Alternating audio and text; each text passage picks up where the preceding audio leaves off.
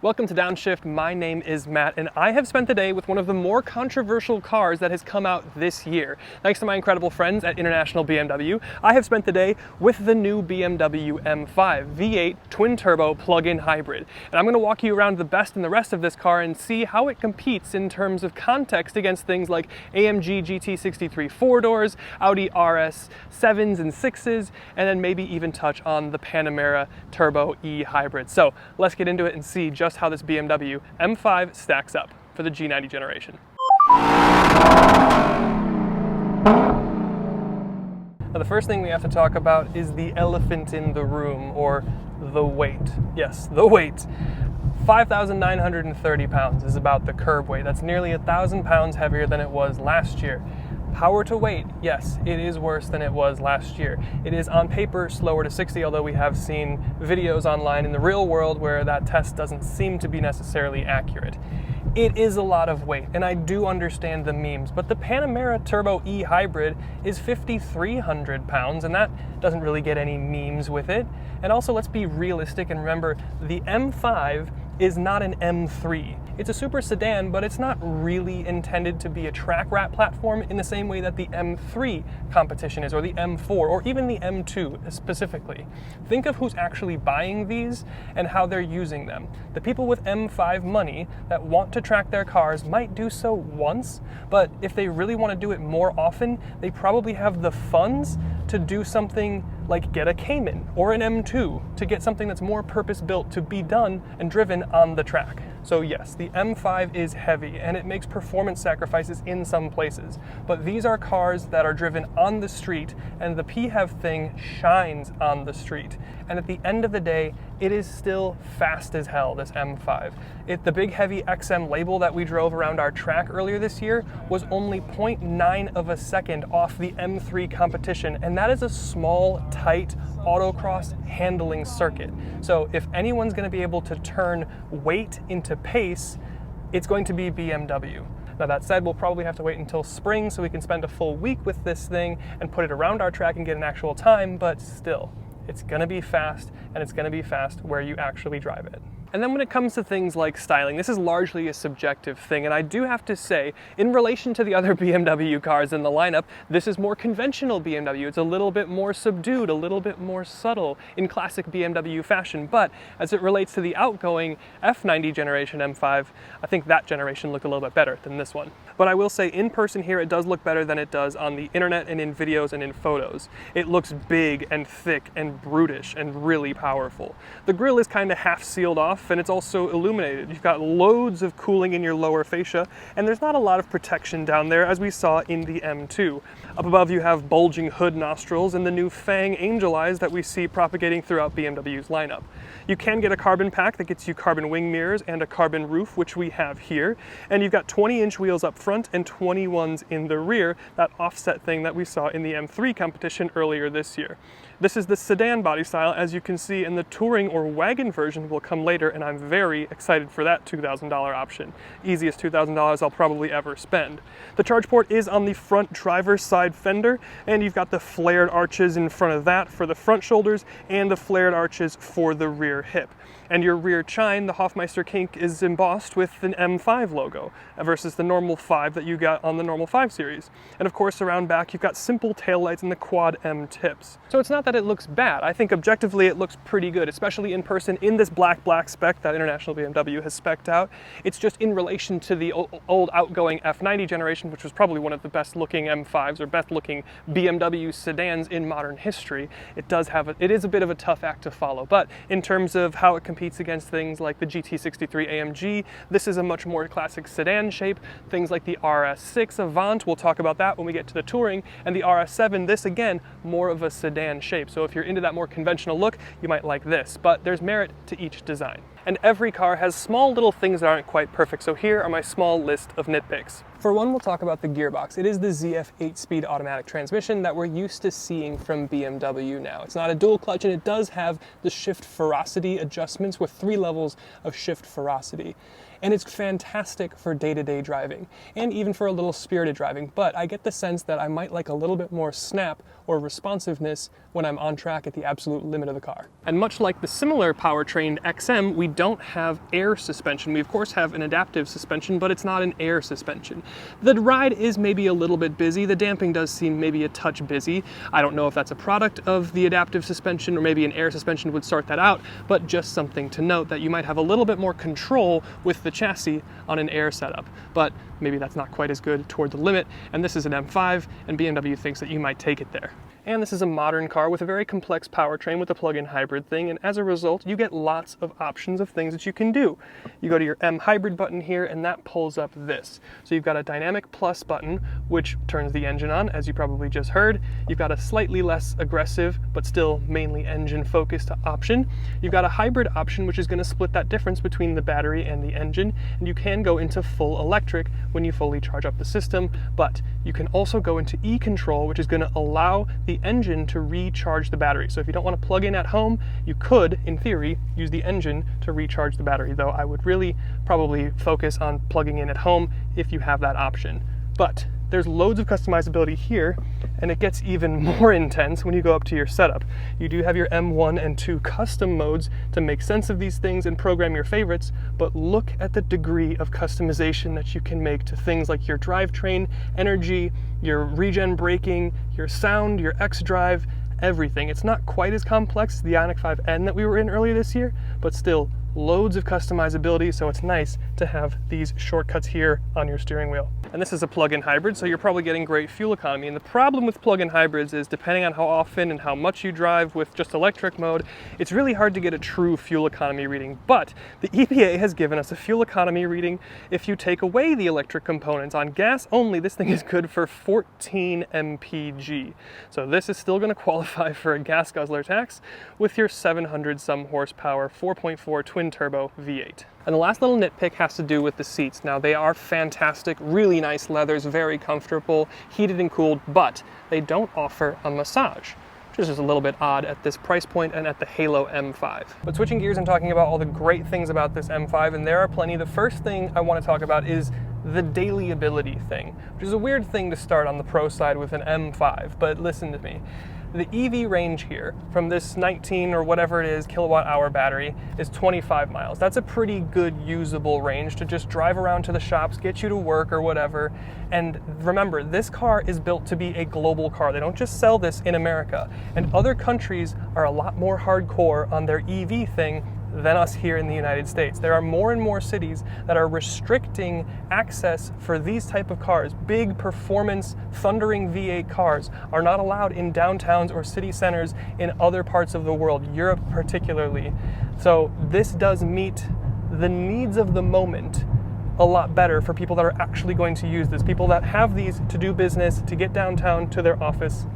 This is going to make a lot more sense than something like the AMG or the RS in some cases. And then under the engine, there's the powertrain to talk about, and it's complex, but it's really pretty impressive. Now, like we mentioned, this is a plug-in hybrid. This is largely the same powertrain that we saw under the hood of the XM label that we drove earlier this year. And that means 4.4 twin turbo V8 with an E motor in the gearbox with the battery living in the floor of the car. The full capacity is 717 horsepower and 738 pound-feet of torque. That is the most powerful and torquey M5 in history. 0 to 60 is in the mid 3 seconds, it's about 3.2, what we've been seeing in the real world, and 190 miles an hour is your top speed with the M driver's pack.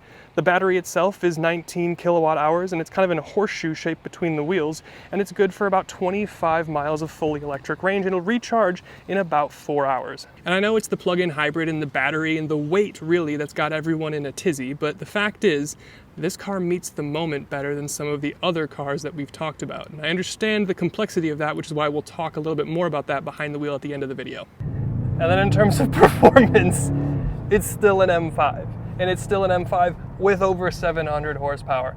Power is not a problem here. I know we've been talking about weight a lot, it's heavy, whatever, but it is fast. It is as fast as you would ever need. The thing about the gearbox though, we talked about it a little bit. It upshifts really, really nice. It's a nice thunk, it's a nice kind of kick, feels intentional, feels sporty, feels really good. The downshift is a little bit, I don't want to use the word lazy because it's not lazy, but it's just not quite the same crack that you would get from like the AMG 9-speed. Then the power goes to all four wheels. Of course, LSD, blah, blah, blah. The special X-Drive system, so you can decouple the front axle to make this just rear-wheel drive, but it is all-wheel drive most of the time.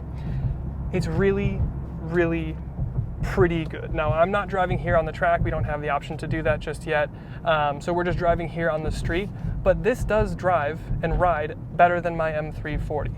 The damping is adaptive. It's not air, but it is adaptive, and it works really well. It damps out some of the bigger bumps. You still hear things because you have these big tires, but the suspension is adaptive. It works really well. You've got 1.5 degrees of rear steer. It feels aggressive, but not to the point of feeling synthetic. It does feel natural and organic, and it does help to make the car feel a little bit smaller than it is in reality. This thing is longer, wider, and lower than the previous generation. And as we talked about, it's heavier, but it does hide its weight in a very BMW way, and you have to respect that. But at the end of the day, we'll talk more about the high performance stuff when we get more time with this car to put it around track, but at the end of the day, here on the road, it's great. And as we get to the trunk, it's classic BMW practicality, but it's gonna get even better next year. Now the trunk, of course, is powered. You've got power close and lock. You've got some hangers here for whatever you might need, grocery bags, etc. The space is a bit of a strange shape, but the opening is very rectangular, and the full result is 17.7 cubic feet of space. It's very deep. It does feel like maybe it's a little bit bigger, but you do lose a little bit of space on the sides. My M340, by example, is just 1 cubic feet smaller, but this is unaffected by the battery, at least what BMW is saying.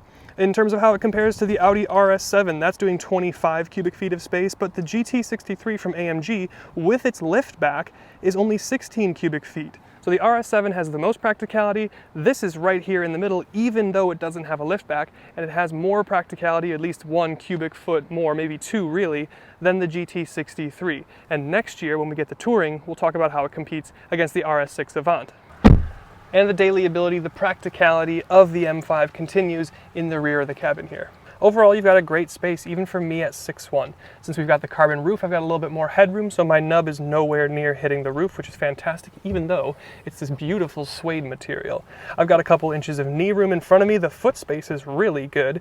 You do have window shade options. You've got the really pretty Bowers & Wilkins speaker grills. You've got the M see-through rear seats, and you've got the iPad mounts with the USB-C charger. You don't have pockets back here, but you do have some climate vents. You've got some chargers, and of course you've got a climate zone and some heated rear seats. So pretty much anything that you could want, it's pretty much here in the back of the M5. And then when it comes to the cabin experience, this is a well over $100,000 car, and you kind of want to sit in a well over $100,000 interior. And I think you do for the most part. I don't think it's quite as it feels newer, and new things tend to not feel quite as luxurious or nice as old things. I don't know, maybe it's just a me thing in my head.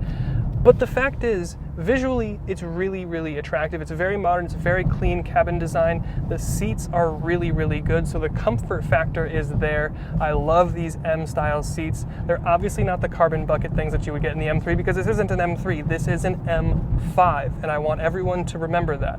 Really, really comfy. They still light up, you still get heated, you still get cooled, and they're just good. But like I said, the interior is very good. You've got the new M steering wheel, it's flat bottom, M stitched, all that good stuff. And you've got the new M1 and 2 buttons over here, carbon fiber paddles, carbon fiber across the dash, the ambient light bar, the interaction bar, whatever they're calling it. Really cool. It adds some drama, it adds some flair. I think BMW's paid attention to what Mercedes has been doing and AMG, and they're just all visual fireworks in the cabin. This brings in a little bit more personality, a little bit more fireworks in the cabin without losing its sense of self. It still feels like an M5, it's still built impeccably well, and it's still good. And importantly, for a lot of you that watched the X3 video, the interior here feels a lot more expensive than the new X3, which is great. And then as it pertains to price, I wasn't expecting to say that the most powerful, most complex, and probably most performance-oriented car in the segment here is the best value, but it is. The BMW M5 starts at $120,675, which does actually represent a value in the segment, in the sense that the Audis are $126,000 or $128,000, and the Mercedes starts at $153,000, and that's not even for the E-Performance plug-in hybrid model. The Panamera, you can forget it because that's Porsche money. Plus, this M5 brings the benefit of that EV city driving ability that you're not going to find from any aside from the Porsche, and that, again, is Porsche money. And when it comes to the tech suite, this is a modern BMW, and that means this car comes with all the trappings that that represents. You've of course got things like a super robust head-up display, fully customizable instrument cluster with loads of different views and things that you can see, and your center screen. We're all running iDrive 8.5, so it's not the brand new iDrive 9, but it still has loads of stuff. You've got customizable widgets for your home screen, and you've got wireless Apple CarPlay, Android Auto, you've got the 360 cameras, the reverse breadcrumbs, and you have all the crazy eHybrid modes and custom setup things that we talked about earlier. Plus you've got your wireless charger down here, you can use your phone as a key, you can use this little credit card style thing as a key, and of course you've got a really robust driver assistance suite. BMW's Drive Pilot Pro and their Plus or Assist Plus function works really well. It's really impressive, and we've tested it on a number of different BMWs, so you're not missing anything from a tech perspective here in the M5.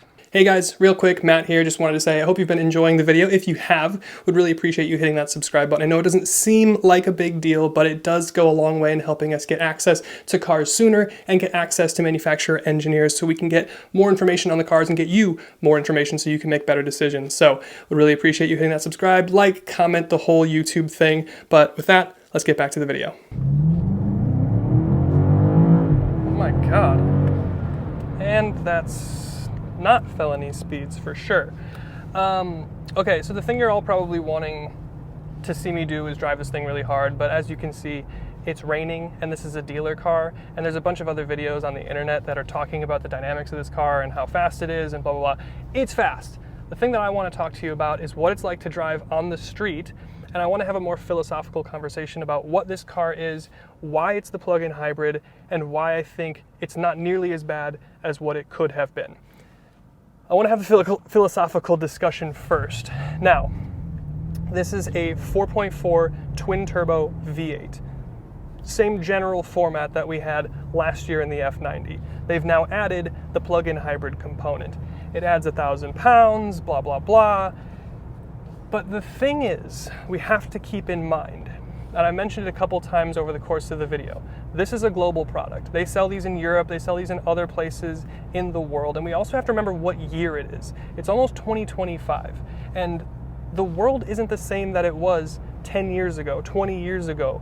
This is not the same world that inherited the E39 or the E60 or the F90 or anything like that. So there's just, the rules are different. And I think we should give BMW a little bit of slack because, do you remember what AMG did with the C63? You remember how they lopped off half the cylinders and now it's a 4-cylinder plug-in hybrid turbo whatever thing, and it was still the weight of an S-Class? BMW didn't do that. They still brought you the V8. They still brought you the V8 experience, and they found a way to do that in this world with these emission regulations. And the other thing to remember is it's still crazy fast. It's not going to feel as light and playful, but I think that brings up the topic of this isn't an M3, this isn't an M2, this is an M5, and what the M5 has become is different than what it has stood for in the past. The F90 generation, I think, will go down in history as a better M5, but this car meets the moment, and I hate to keep using that phrase, but this car meets the moment in a way that none of its rivals really do. It meets it with plug-in hybrid, usable EV range, and it still does it with a V8. That's something that Mercedes wasn't going to do with the C63. There's the GT63 ePerformance gets you like 1 mile of EV range. The Panamera Turbo eHybrid does get you some city usable EV range, more than this, but it's way more money. And the thing to remember is this is an M5. This is always meant to be a bigger businessman's thing. It's priced that way. This is $30,000-ish more than an M3. The M3 is supposed to be the lighter track weapon, more nimble, more agile thing. This is a big, powerful Autobahn bruiser. And I think it still is that. It's a different flavor of what that thought is, but it's still that.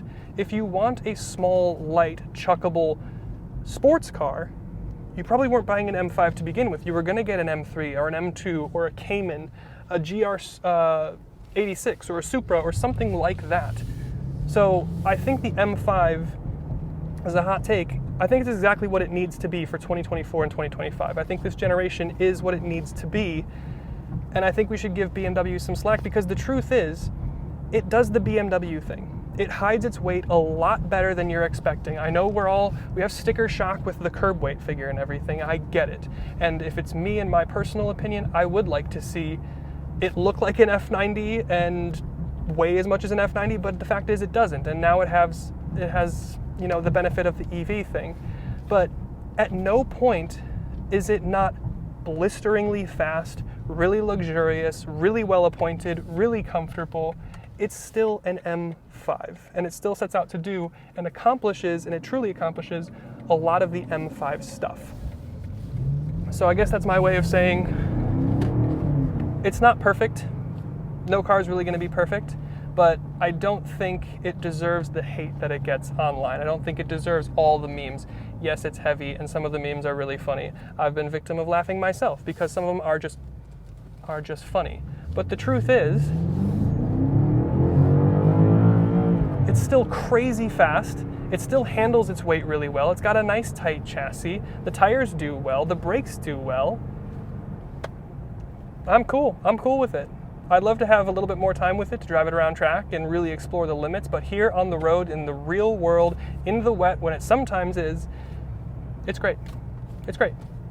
So thank you again to International BMW for letting me have a go in your M5. If you're interested, check them out. I've got a link in the description where you can find this black one, and we'll see you in the next one.